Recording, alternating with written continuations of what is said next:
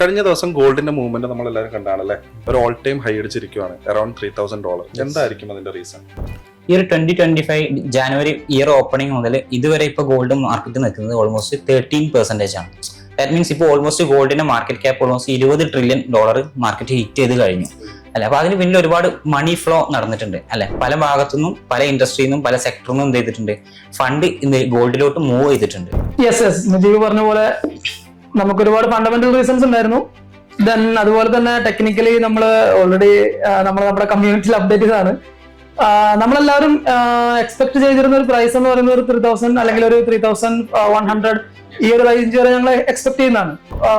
Technically അല്ലെങ്കിൽ fundamentally ഒരു വർഷമായിട്ട് ഗോൾഡ് എന്താണ് നല്ല രീതിയിൽ ഒരു ബുൾ റൺ ആണ്.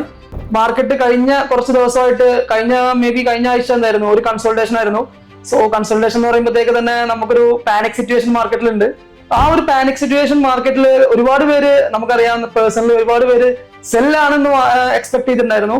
അപ്പൊ നമുക്ക് ബാങ്കിങ് അൽഗോരിതം നോക്കുവാണെങ്കിൽ വെരി സിമ്പിൾ ആയിട്ട് നമുക്ക് പറയാൻ പറ്റും, ഒരു 3000 വരെ പ്രൈസിന്റെ ഒരു ഓർഡർ ഫ്ലോ നമുക്ക് വരുന്ന എക്സ്ചേഞ്ച് ഡാറ്റ നമുക്ക് നോക്കിക്കഴിഞ്ഞാൽ സിമ്പിൾ ആയിട്ട് നമുക്ക് എന്ത് ചെയ്യാൻ പറ്റിയിരുന്നു, നമുക്ക് മനസ്സിലാക്കാൻ പറ്റിയിരുന്നു.